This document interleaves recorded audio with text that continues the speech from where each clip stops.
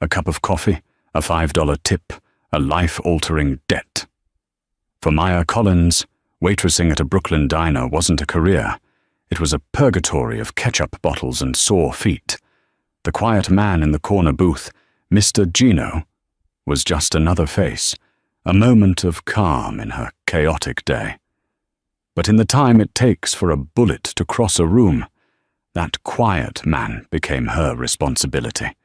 She threw herself in front of him, an instinct she couldn't explain. She didn't know his real name was Donato Genovese. She didn't know he was the head of the most powerful crime family in New York. And she didn't know that by saving his life, she had just ended her own. The smell of stale coffee and industrial bleach was the perfume of Maya Collins' life. At 24, she'd been waitressing at the corner bistro in Brooklyn for 3 years, a temporary stop that had solidified into a concrete reality. Her dreams of being a painter had faded. The canvases in her tiny, fourth-floor walk-up apartment gathering dust, their white surfaces a reproach. Life was now measured in 12-hour shifts, in the ache in her arches, and in the mental tally of tips required to cover rent. The bistro was a relic, a greasy spoon immune to the gentrification swallowing the neighborhood. Its vinyl booths were cracked, the Formica tables permanently sticky. Maya knew every regular, every order, every sad story whispered over a lukewarm cup of joe, and she knew Mr. Gino. He wasn't like the others. He came in every Tuesday and Thursday, precisely at 2:00 p.m., after the lunch rush and before the dinner prep. He always took the last booth, the one with the best view of the door and the worst lighting. He was older, perhaps in his late 50s, with a face that looked carved from hard-won experience. His suits were simple, dark, but Maya, who noticed brush strokes and color palettes, recognized the whisper of expensive wool. He never made a mess. He always ordered the same thing: black coffee, 1 sugar, and a toasted corn muffin. He never talked much. He read Il Progresso Italo-Americano, a newspaper that seemed as much a relic as the diner itself. He'd nod when she filled his cup, a brief, respectful dip of his head. He seemed lonely. There was a profound sadness in his eyes that Maya recognized, a mirror of the quiet disappointment she felt in her own life. She liked him. He was her one customer who demanded nothing of her but presence, and he always left a crisp $10 bill for a $4 tab. That Tuesday started like any other. The air was heavy with the promise of a humid summer storm. The lunch rush had been brutal, a tourist bus descending like locusts. Maya's apron was stained with ketchup, and her ponytail had long since surrendered to the damp. At 2:00 p.m., the bell over the door chimed. Mr. Gino entered. He shook the light rain from his black umbrella, slid it into the brass stand by the door, and moved to his booth. Maya grabbed a fresh pot of coffee and a mug. "Afternoon, Mr. Gino," she said, her voice hoarse. "The usual?" He looked up from folding his newspaper, and for the first time he smiled. It was a small, tired gesture, but it lit his face. "Please, Maya." And the muffin. "But today, maybe add a side of bacon." "Well done." She raised an eyebrow, feeling adventurous. "Something like that," he murmured, his eyes drifting to the street outside. He seemed agitated, his usual stillness replaced by a low thrum of energy.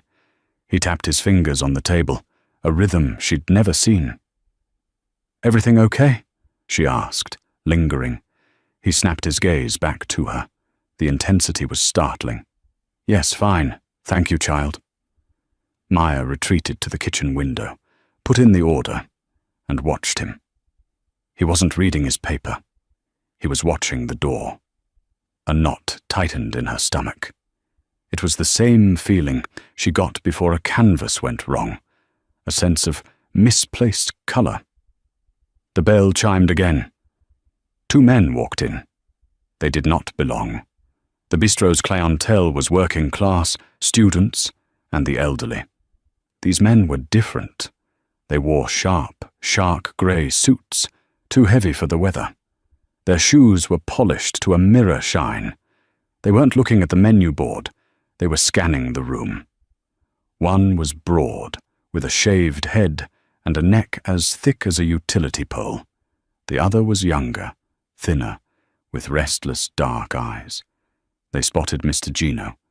The thin one's lips curled into a smirk. Maya, wiping down the counter, felt the air charge, the humidity turning to static. The men didn't take a table. They began to walk, purposefully, toward the back booth. Mr. Gino saw them. His hand, which had been tapping, slowly slid from the tabletop to his lap. He didn't look scared. He looked resigned, angry. "Mr. Gino," the thin man said, his voice a low sneer that carried across the near-empty diner. "We were told we might find you here. Bruno sends his regards. He should have come himself," Mr. Gino said, his voice no longer the quiet customer's, but a low, gravelly rumble of authority. "He's busy," the thick-necked man grunted, "making arrangements for your funeral." It happened in a fraction of a second. Maya saw the glint of metal. The thin man was pulling a pistol with a long, ugly silencer from the waistband of his jacket. Mr. Gino was already moving, reaching inside his own coat. But he was slower. The man was too close. Maya didn't think. She didn't analyze. She didn't weigh the consequences. She saw the thin man's arm extend, his wrist locking to take the shot. She saw Mr. Gino, her quiet, sad customer, about to be executed over a corn muffin. She moved. She grabbed the heavy glass pot of scalding coffee from the burner. "No!" she screamed, a sound that felt ripped from her throat. She threw herself forward, bodily, between the men. She shoved Mr. Gino hard, trying to push him down into the booth, and simultaneously swung the coffee pot in a wide, desperate arc. The sound of the gun was a dull thwack, almost polite. It was drowned out by the thick-necked man's roar as a quart of 200-degree coffee hit him square in the face. He staggered back, screaming, clawing at his blistering skin. The thin man cursed, momentarily distracted. Maya felt a white-hot poker slam into her left side, just below her ribs. It stole her breath. It didn't hurt, not at first. It was just impact, a stunning, absolute pressure. She looked down. A dark, crimson flower was blooming on the front of her white apron. "Oh," she whispered. She saw the thin man raise his gun again, his eyes cold and furious, aiming at her. But Mr. Gino was no longer the sad, old man. His hand was out of his jacket, and it held a heavy, dark pistol of his own. 3 sounds, loud this time, bang, bang, bang, echoed in the small space, shattering the pie display glass. The thin man's chest exploded in red. He crumpled to the linoleum. The thick-necked man, blind and screaming, was already fumbling for his own weapon. Mr. Gino stepped out of the booth, stood over him, and fired twice more. Silence. The diner smelled of cordite, coffee grounds, and copper. Maya's knees gave out. She slumped against the booth, her hand pressed to the wound. It was wet. So wet. Mr. Gino, Donato Genovese, was at her side in an instant. His face was a mask of shock and disbelief. He ripped off his suit jacket, pressing the expensive fabric into her side. "Stay with me," he commanded, his voice shaking. He was applying pressure, his hands stained with her blood, pressing hard. "Why did you do that? Perche? You stupid, brave girl. Why?" "The coffee was fresh," she mumbled, her vision starting to swim at the edges. The pain was arriving now, a vast, consuming ocean of fire. "Leo!" he bellowed, though no one else was there. He was pulling his phone from his pocket. You tip well," Maya whispered, a faint, ridiculous laugh dying in her throat. "My name," he said, his voice urgent, his thumb dialing a number. "My name is Donato." He put the phone to his ear. "Leo, I'm compromised. The bistro. 2 of Bruno's men are down. And the girl, the waitress, she's hit. She's hit bad. Get the surgeon. Get Dr. Arden." "Not the hospital, you understand? The clinic. I'm bringing her in now. And Leo, bring everyone." He hung up, scooped Maya into his arms, as if she weighed nothing. He kicked the diner door open, into the rain, leaving the dead men and the shattered glass behind. Maya Collins' last conscious thought was that her shift wasn't over. She was going to be fired. Then the grey, rainy Brooklyn sky dissolved into black. The first sensation was not pain, but softness. Impossible softness. Maya was floating on a cloud. The scent in the air wasn't bleach or old grease. It was lavender and antiseptic. She forced her eyelids open. They felt heavy, glued shut. The light was soft, indirect, coming from sconces on a pale yellow wall. She wasn't in her apartment. She wasn't at St. Mary's General. She was in a room so luxurious it looked like a hotel suite. Cream-colored furniture, a thick Persian rug, and a vase on the bedside table overflowing with white orchids. She tried to sit up, and a bolt of agony shot from her side, radiating through her entire body. She cried out, a dry, cracked sound. A man in a crisp white coat was beside her instantly, gently pressing her back down. "Easy, Miss Collins. You're safe. You've had extensive surgery." His face was kind, middle-aged, with wire-rimmed glasses. He wore a name badge. Dr. Philip Arden, St. Jude's Private Surgical Center. Maya had never heard of it. "Where?" she rasped. "St. Jude's. It's a private clinic," he said, adjusting the IV drip in her arm. "You were shot. The bullet passed through your spleen and nicked your diaphragm. You're very, very lucky.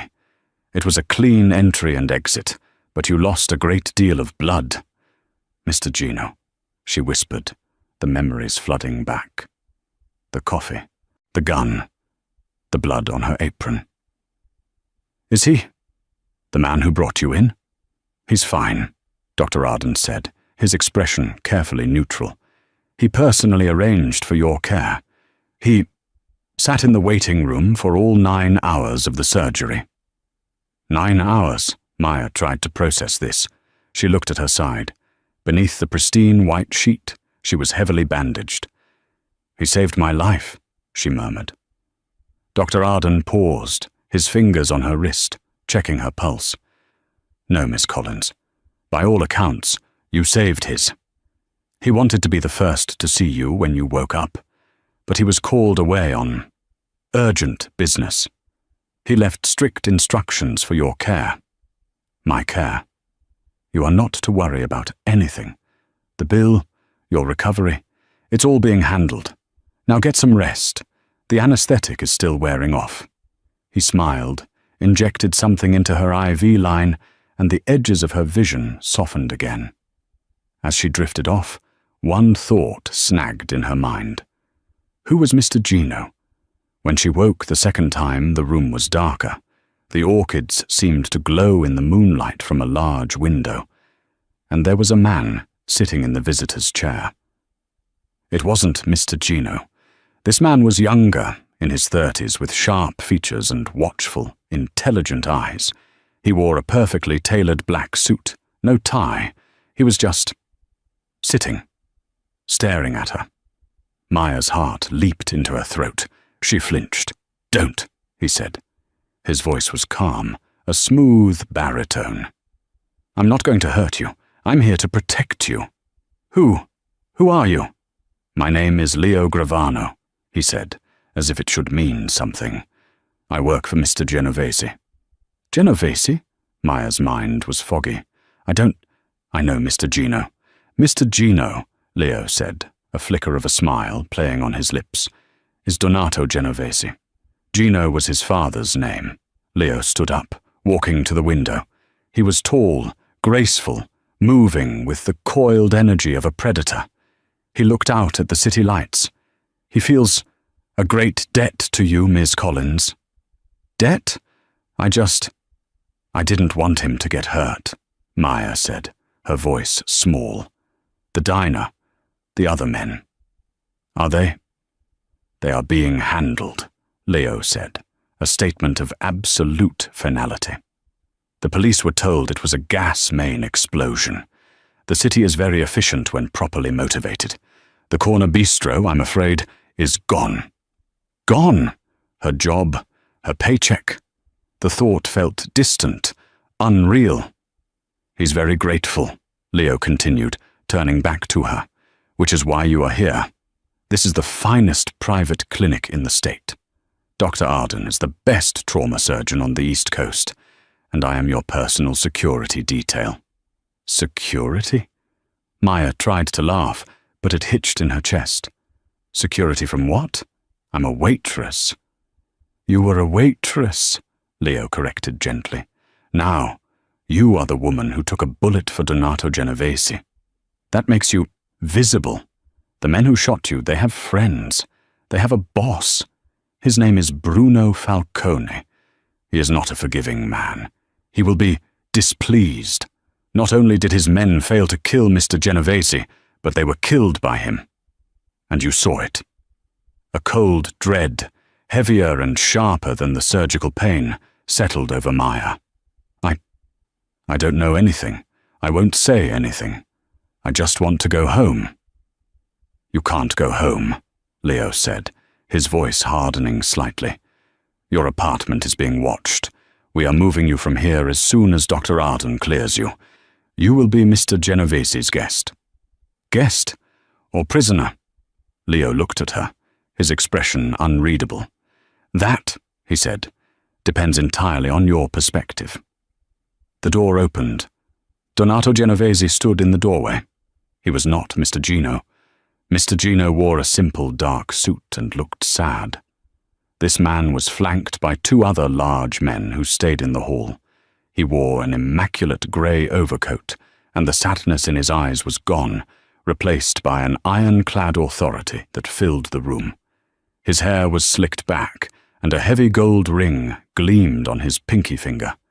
He looked at Maya, and his face softened, the old sadness returning, but mixed with something new. Awe. He dismissed Leo with a curt nod. Leo vanished from the room, pulling the door closed. "Miss Collins, Maya," Donato said. He walked to her bedside, pulling the chair close. He sat, leaning forward, his hands clasped. "Mr. Gino." "Donato," she said, her throat dry. "I came," he said, his voice a low rumble, "to apologize, and to thank you. You did something no one has ever done. Not for me. Not for anyone in my world. You put yourself between me and death. I just reacted." "Your reaction," he said, "was a miracle. But that miracle has put you in terrible danger. The world I live in, it's not like yours. It has rules. And one of the rules is that enemies are not forgiven. Another rule is that debts are always paid." He reached into his jacket and pulled out a checkbook.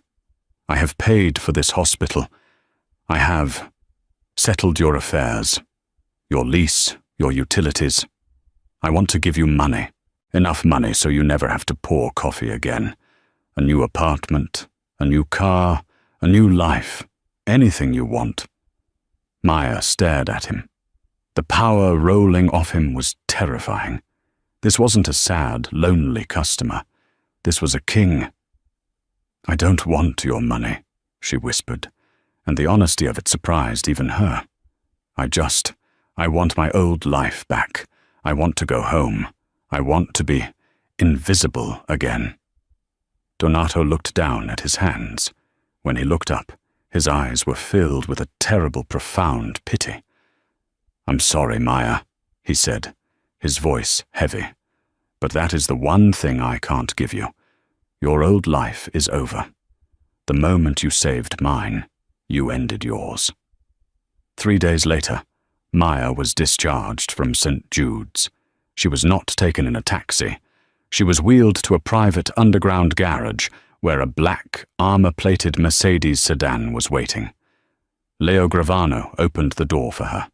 The windows were tinted, so dark they looked like polished obsidian. Her home was not her fourth-floor walk-up in Brooklyn. It was a penthouse apartment overlooking Central Park. It was, Maya had to admit, the most beautiful place she had ever seen. The floors were white marble, the furniture was minimalist and exquisitely expensive, and the entire west-facing wall was a sheet of glass, revealing a god's-eye view of the city. It was also a prison. Leo lived in a guest suite near the entrance. A rotating team of 2 other men, polite but silent, were stationed in the private elevator lobby. She was never alone. "You have everything you need," Donato had told her when he'd shown her the apartment. He'd been there for 10 minutes before being called away again. "A full kitchen. Any food you desire will be delivered. This tablet," he'd pointed to a sleek device on the marble island, "is connected to the internet. You can order clothes, books, art supplies." Art supplies. The word had hung in the air between them. He'd done his research. He knew what she had given up. For the first week, Maya did nothing but heal. The pain in her side was a constant, dull throb. She slept. She watched the tiny yellow cabs move like beetles, 19 floors below. She ate the gourmet food that appeared in her kitchen, prepared by a private chef who came and went under Leo's supervision. And she felt the cage tightening. She had no phone. Her old one had been lost. The tablet was her only link. On the 8th day, her wound itching with the first signs of healing, she picked it up. She opened the browser. She typed the name, Donato Genovese. The screen flooded with results, headlines from the New York Post, the Times, even Forbes. The Last Don. Donato Genovese consolidates power. Genovese family, a legacy of silence and blood. Who is the Brooklyn gentleman inside the Genovese crime syndicate? War on Arthur Avenue. Genovese-Falcone rivalry turns bloody. She read for hours. Her hands were shaking so badly she kept dropping the tablet.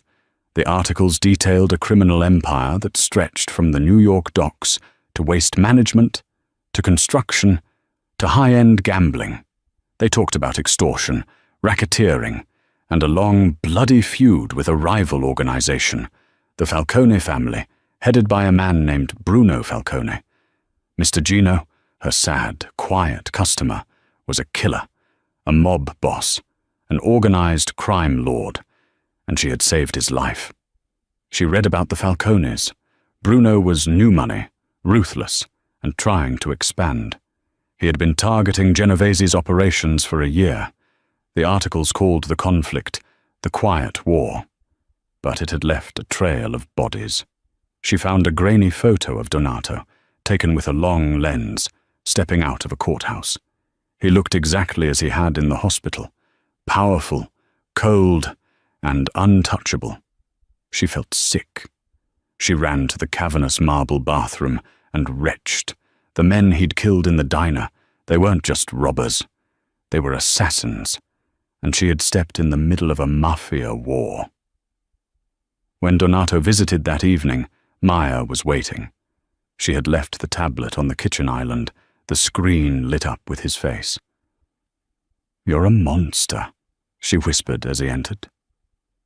The words were quiet, but they cut through the sterile air of the apartment. Donato stopped. He looked at the tablet, then at her. He showed no surprise. He simply removed his overcoat and handed it to Leo, who dissolved back into the hallway. "You're a murderer," she said, her voice gaining strength. She was trembling, a mix of rage and terror. You kill people. Those men in the diner. They were there for you. And I got shot for you." Donato walked slowly to the kitchen island. He picked up a green apple from a bowl and polished it on his sleeve. "Yes," he said, his voice calm. "I am. And they were. And you did The lack of denial, the simple acceptance of the fact, stunned her into silence. "You lied to me," she finally managed. "You let me serve you coffee, week after week. You pretended to be normal."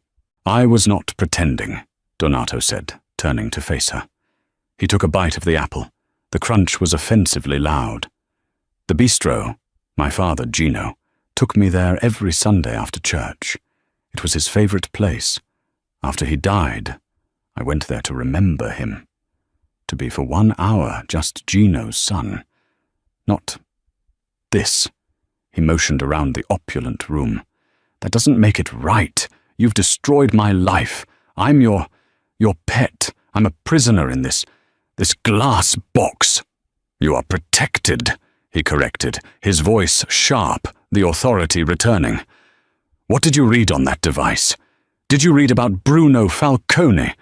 Did you read what he does to people who get in his way? He doesn't just kill them, Maya. He makes them suffer. He makes their families suffer." He stepped closer. Maya recoiled, backing up until she hit the cold glass wall. "They saw your face," he said, his voice dropping. "They know the waitress from the bistro saved me. They know I pulled you out of there. To them, you are not an innocent civilian. You are my property. You are my shield. And because you are mine, he will try to take you. He will try to break you, just to hurt me." "So this is it?" she cried, tears of frustration streaming down her face. "This is my life? Waiting in a penthouse until someone comes to kill me?" Donato's expression softened. He reached out as if to touch her face, but stopped, his hand hovering in the air. "This," he said, "is your life. For now. Until Falcone is dealt with. I am doing this to keep you alive. I owe you that." "You don't owe me," she spat. "You owe me my old life, my apartment, my shitty job, my right to walk down the street without Leo. I cannot give you that," he roared, slamming his hand on the marble counter. The apple flew from his grasp. The sudden violence made Maya jump. He breathed deeply, composing himself. The mask of the Don slipped back into place. "You don't understand the rules, Maya. You live in a world of feelings and hopes. My world is made of stone and blood. It has only one rule: debts are paid. You saved my life. That is a debt that can never be repaid. It is a blood debt.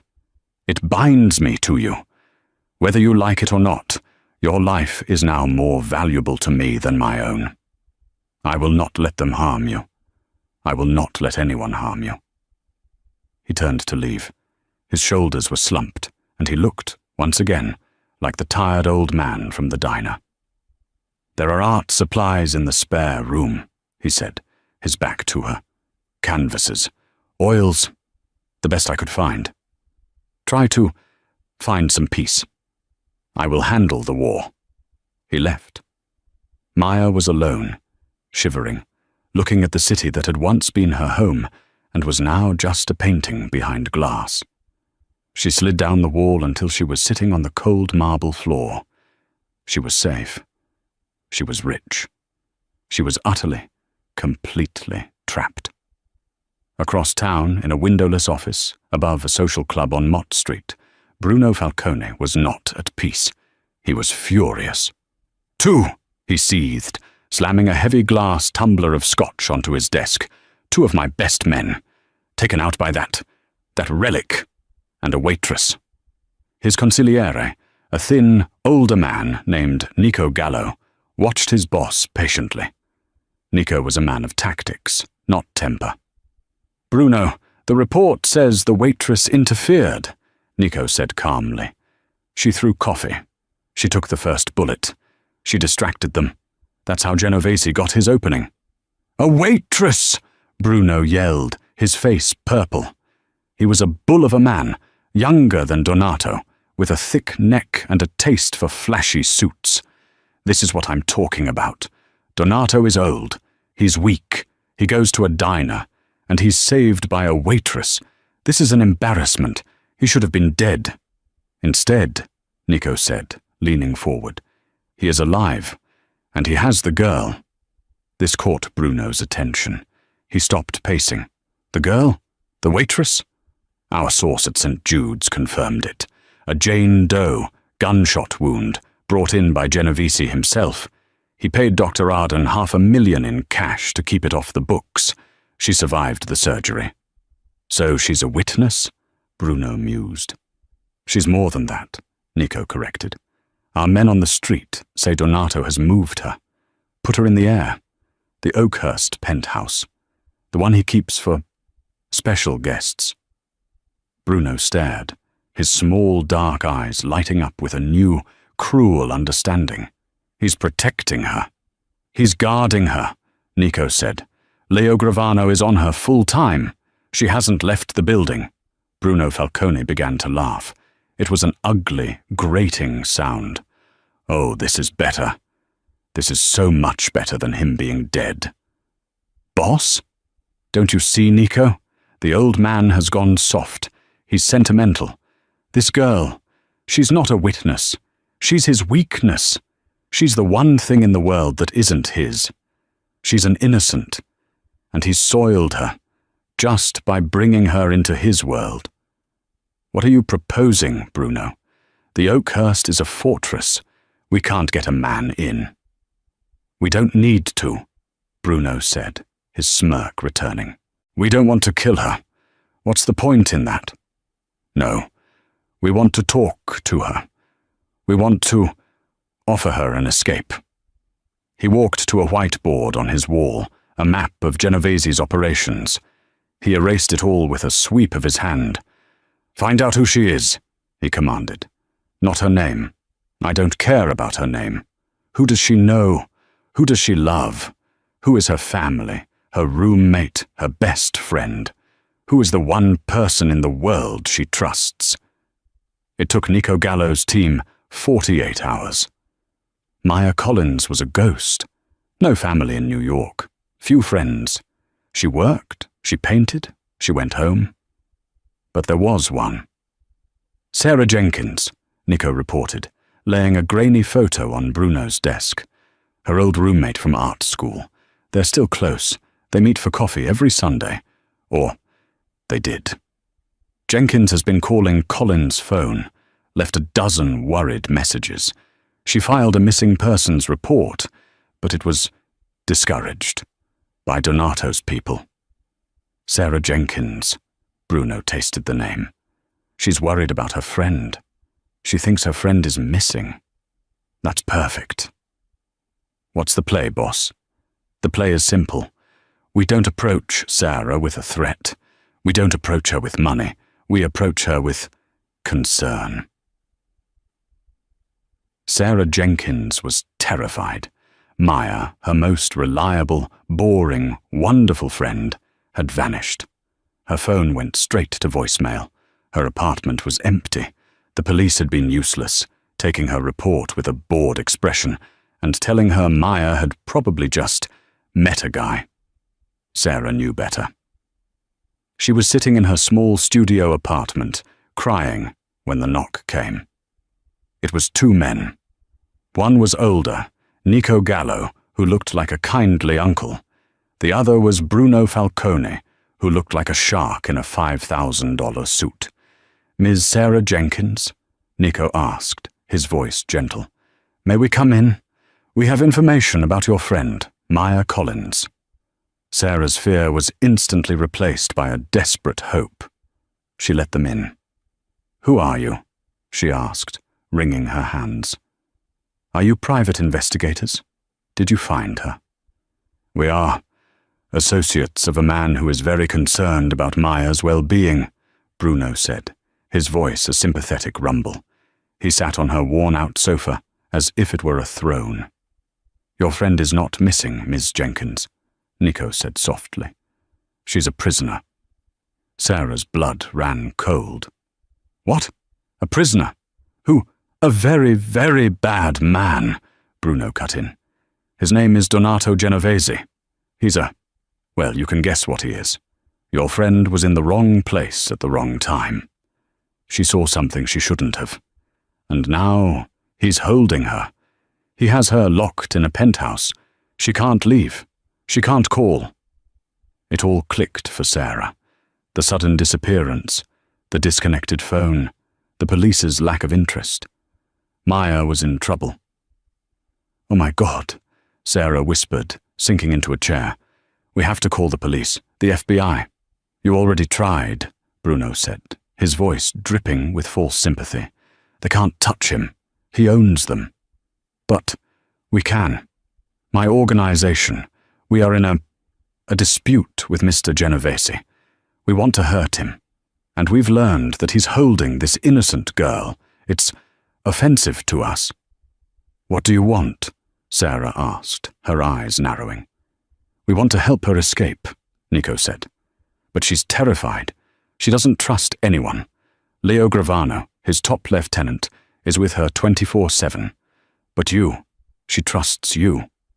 How can I even talk to her?" "We know she has a tablet, but they monitor it," Bruno said. "But you and she, you have your codes, yes? Your little art school secrets. A messaging app you used to use? Something his dinosaurs wouldn't know to check?" Sarah's mind raced. There was an old app. Palette. They used to use it to share sketches. It was defunct, but it still worked. She and Maya still had it on their devices, a relic of their old dreams. "Yes," Sarah said. "I think so." "Good," Bruno said, standing up. He smiled, a fatherly, reassuring smile that didn't reach his eyes. "Send her a message. Tell her you know where she is. Tell her you can get her out. Set a meeting. Somewhere public, but quiet. The old public library. The Astor Reading Room. Wednesday, 3 p.m. And you'll be there?" Sarah asked, her voice trembling. "You'll save her?" "We'll be there," Bruno promised, patting her on the shoulder. "You're a good friend, Sarah Jenkins. You're going to save Maya's life." As they walked out, Nico looked at his boss. "You think she'll do it?" Bruno chuckled. "She's a hero. She's desperate. She'll walk her friend right into our arms. And once we have the girl, Donato, he will kneel. He'll give us anything we want to get his new pet back in one piece." In the penthouse, Maya found a routine. She painted. Donato had provided the finest supplies, and she used them, pouring her rage and isolation onto the Belgian linen. She painted the city not as a glittering skyline, but as a fractured, lonely cage. Donato visited more frequently, often just watching her work. "It's angry," he said one evening, looking at a dark, fractured cityscape. "I wonder why," Maya retorted, not looking up. He ignored her sarcasm.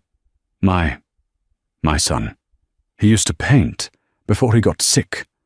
Maya's brush stopped. She turned. This was new. "You have a son?" "Had," Donato said, his voice thick. "He died when he was 8. Leukemia. He liked to paint. Bright, happy things. Nothing like this." He looked at her, his vulnerability a sudden, unwelcome crack in his armor. "He would have liked you. You have brave eyes." Maya felt a sharp pang of sympathy she didn't want. This monster was a grieving father. It was a complication that disgusted her. "Don't," she said softly. "Don't try to make me like you." "I am not trying," Donato said. "I'm just talking. It's been a long time since I've had anyone to talk to who isn't afraid of me." "I'm terrified of you," she said. "No," he said, shaking his head. "You are angry. You are trapped. But you are not afraid. If you were, you would have stayed behind the counter. You would never have thrown the coffee." He was right, and that terrified her more than anything. That night, alone in her sterile bedroom, she heard a faint ping. It wasn't the tablet. It was her old laptop, which Leo had cleaned and she'd ignored. She booted it up. A message from Palette, a defunct art-sharing app she and Sarah had used in school. From SJ Sketches. Maya. Oh my God, Maya, are you there? I know you're in trouble. I know he has you. I can help. I have people. They're good people. They want to get you away from him. Can you meet me? The old Astor reading room. The library. Wednesday. 3 p.m. Please, Maya, say yes. I'm so scared for you. Maya's heart hammered against her ribs. Sarah, her best friend, her only link to her old life. Sarah was trying to save her. A wave of guilt washed over her. Sarah was out there risking everything, while she was in here, painting, and empathizing with the monster. This wasn't a bond. It was Stockholm Syndrome. She had to get out. She looked at the door. Behind it, Leo was always watching. She would need a perfect diversion, chaos that even he couldn't control. She messaged Sarah back. I'll be there. I'm scared. 3 p.m. On Wednesday, at 2:30 p.m., she put her plan into action. Leo was in the living room, reading. Maya went to the kitchen and grabbed a heavy cast-iron skillet. She went to the guest bathroom, turned the shower on full hot to create steam, and then, with a deep breath, smashed the tempered glass of the shower door. It exploded. She let out a piercing, genuine scream. Leo, help me! I fell in the shower, I'm bleeding! She took a shard of glass and, gritting her teeth, drew a shallow but bloody line across her own forearm. She crumpled to the floor, moaning. Leo burst in, his professional calm gone, replaced by panic, his one job. He saw the steam, the shattered glass, and the bright red blood on her arm. Ms. Collins, Maya. I slipped, she wept. I think I hit my head. Please, don't move, he commanded. I'll get the first aid kit. He ran from the bathroom toward the kitchen. The second he was out of sight, Maya was up. She sprinted, grabbing the emergency fire extinguisher from the wall. Leo, returning with the kit, saw her. His eyes widened in betrayal. Maya, no! She discharged the extinguisher, filling the entire foyer with a blinding, choking cloud of white CO2. The building's fire alarm, triggered by the cloud, began to wail. This was the chaos she needed. She ran to the private elevator. The alarm had overridden the security, the doors open for firefighter access. She jabbed the lobby button. Behind her, she heard Leo coughing, gagging, shouting her name. Maya, don't, it's a trap. The doors slid shut.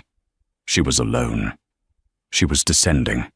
She didn't hear him, or if she did, she dismissed it as a lie. She hit the lobby, a girl with a bleeding arm, and ran past the confused guards, bursting through the front doors and disappearing into the street. Rain lashed down, a cold, miserable drizzle that soaked Maya to the skin in seconds. She didn't care.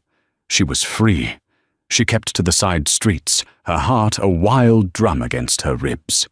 Every man in a suit was one of Donato's. Every black car was Leo, coming for her. She reached the New York Public Library at 42nd and 5th, slipping in past the stone lions, just another piece of city detritus seeking shelter. The Astor reading room was vast and silent, a cathedral-like space. Under its high, frescoed ceiling, people read at long tables, bathed in the warm glow of green-shaded lamps. The air smelled of old paper and furniture polish. She scanned the room. There, in the back corner, Sarah. Her friend was sitting hunched over, looking pale and terrified. A wave of love and relief washed over Maya. She ran. Sarah, she whispered, her voice cracking. Sarah looked up. Her eyes were wide, red-rimmed from crying. Oh, Maya. My God. Your arm. Look at you. She stood up and threw her arms around Maya, clutching her in a desperate, trembling hug. Maya buried her face in her friend's familiar-smelling coat. You came? Sarah wept. I was so scared. You saved me, Maya breathed, tears of gratitude mixing with the rain in her hair. You saved me. Let's go. We have to go now. She started to pull Sarah toward the exit. Wait, Sarah said, her voice small. She didn't let go of Maya. In fact, her grip seemed to tighten. Sarah, what is it? We have to run. I just need to tell the people who helped me, Sarah whispered. What people? Maya said, a cold spike of adrenaline piercing her relief. A shadow fell over their table. The people who are so concerned about your well-being. Maya looked up.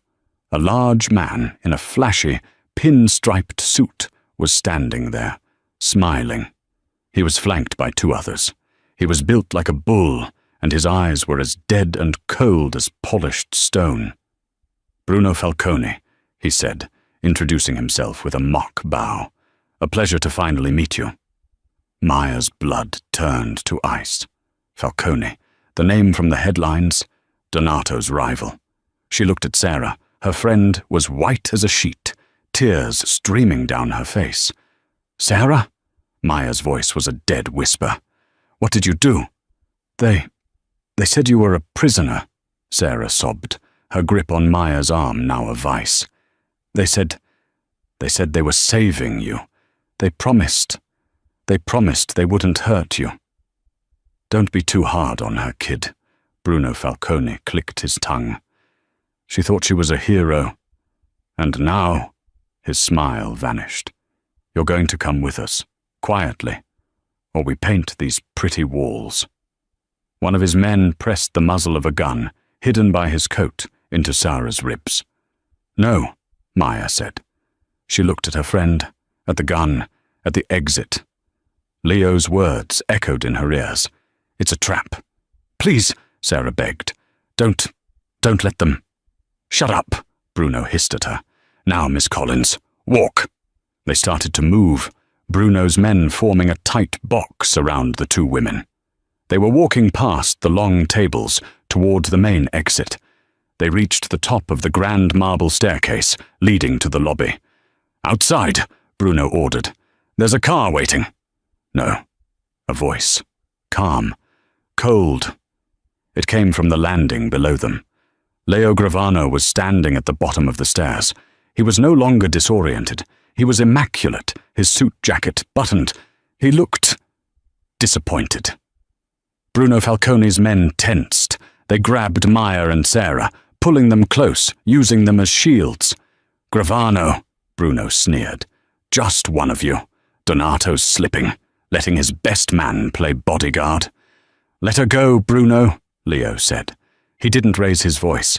This is between us. The girl is a civilian. She was. Bruno laughed. Now she's leverage. And this other one, he yanked Sarah's hair, is just garbage. You want him? Come and get him, or you walk away. I take the girl. And maybe I let her friend live. Maya looked at Leo. His eyes were locked on hers. He gave a tiny, almost imperceptible shake of his head. Don't move. I'm afraid I can't do that, Bruno, Leo said. And then he drew his weapon. It wasn't a panicked shot. It was a fluid, practiced motion. The man holding Sarah grunted, a red circle appearing on his forehead. He was dead before he hit the marble. Chaos erupted. People screamed, alarms blared. Bruno roared, pulling Maya in front of him, firing his own gun wildly toward Leo. Leo didn't fire back. He was already moving, using the side of the massive staircase as cover. The second gunman grabbed Sarah, who was screaming hysterically, and tried to drag her down the stairs. Leo was there. He moved faster than Maya had ever seen a person move. He was a wraith.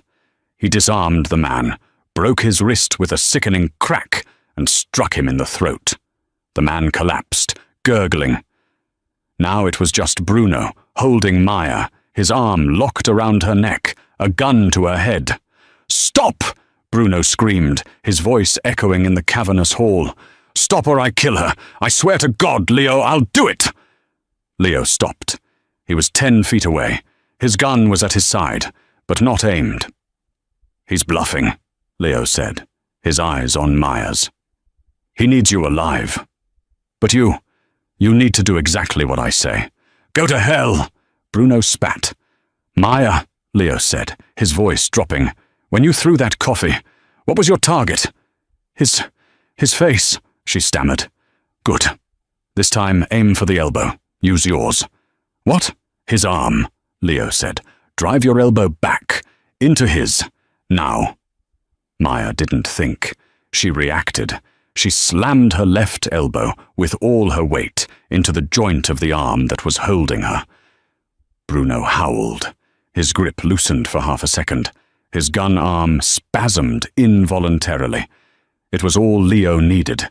The thwack of the silenced shot was almost lost in the alarms. Bruno Falcone's eyes went wide. He looked down. His legs buckled. He crumpled to the ground. Leo hadn't aimed for his chest. He'd aimed for his knee. Leo was on him in an instant, his boot on Bruno's wrist, kicking the gun away. He hauled the whimpering, bleeding boss to his feet. "The war," Leo said into Bruno's ear, "is over." He turned to Maya, who was shaking, pressed against a pillar. Then he looked at Sarah, who was sobbing on the floor. Leo's face was hard. "I told you it was a trap," he said, his voice flat. How did you know?" she whispered. Leo tapped his ear, a tiny flesh-colored earpiece. "I wasn't just watching you, Ms. Collins. I was listening. I heard the pallet notification. I heard your escape plan. I let you run, so I could catch him." Maya stared at him, horrified. Her escape, her plan, it was all part of his. You used me.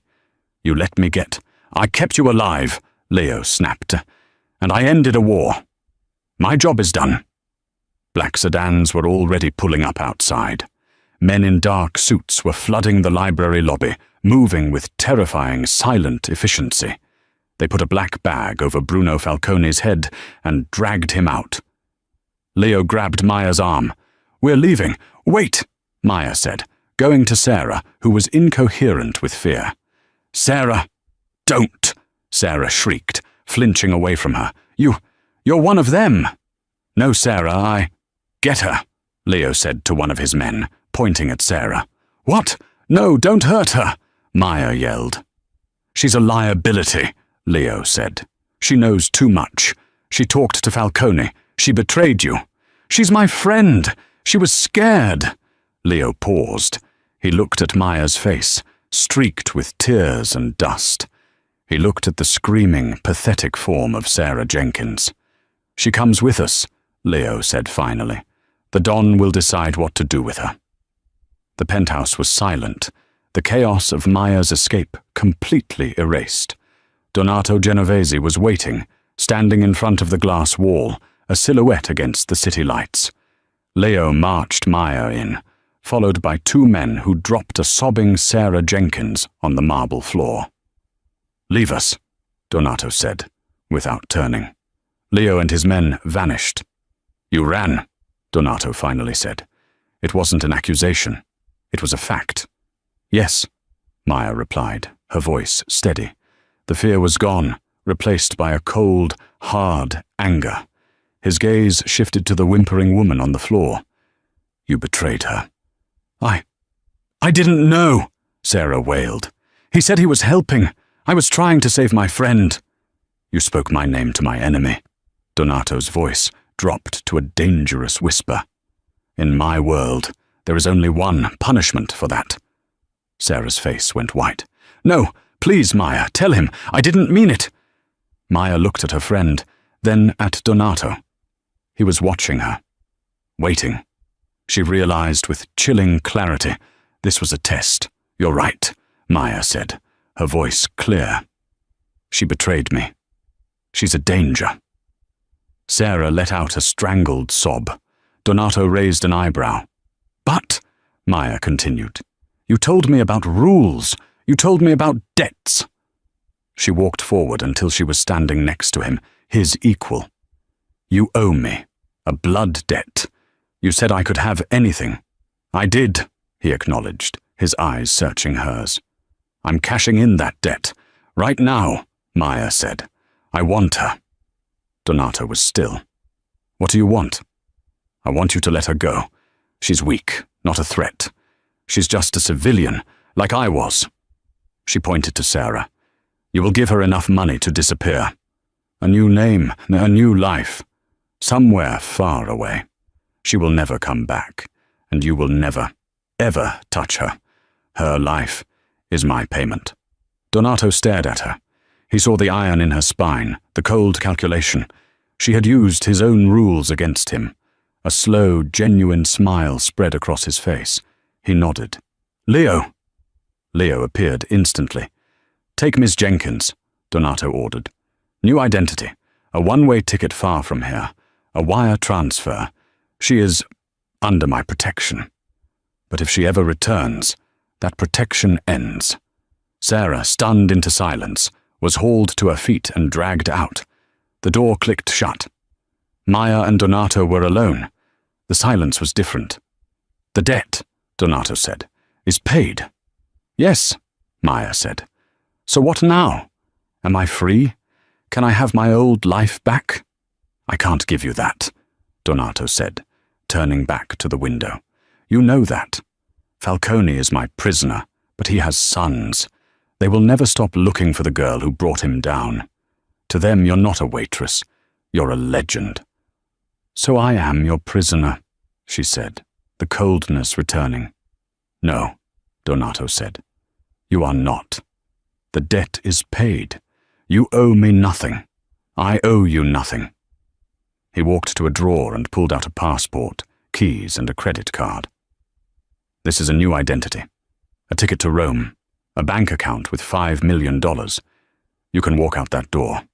Leo will not stop you. You can go and never see me again. He slid the items across the marble. Maya looked at them. Freedom. Everything she'd wanted. That's one choice, she said, looking up. What's the other? Donato studied her. The other choice is you stay. As your prisoner? As my associate, he said.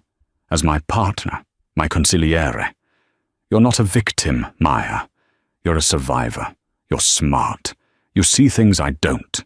You ended a war I've been fighting for 10 years. This world, it's empty. You are the only person who has ever surprised me. Maya looked at the passport. Her old life. Anonymity. Then she looked at Donato Genovese. She pushed the passport back across the counter. They're going to come for you, she said, her voice soft. Falcone's sons. Yes, Donato said. They're going to come for us, she corrected. She walked to the window and stood beside him, her reflection staring back from the dark glass. She was no longer a waitress. They'll be angry. They'll be emotional. They'll make mistakes, she said. You're going to need my help. Donato looked at her. He had paid his debt, and in doing so, had found something else, entirely. He had found an heir, a single act of courage, a single bullet. That's all it took to tear Maya Collins' world apart and rebuild it into something unrecognizable. She stepped in front of a stranger to save his life, only to find he was the one man who could end hers, or begin it. She was plunged into a world of violence, luxury, and impossible choices. But in the end, was she a prisoner? Or did the cage just give her wings? The line between a victim and a survivor is drawn in blood, but it's signed in ink. Maya started as a waitress, but she finished as a queen. What do you think happened next? Did Maya truly find power, or did she just trade one prison for another? Let me know your theories in the comments below. If you loved this story, please hit that like button, share it with a friend who loves a good drama, and most importantly, subscribe to the channel for more twisted stories just like this one. We have new stories every week, and you don't want to miss what's coming.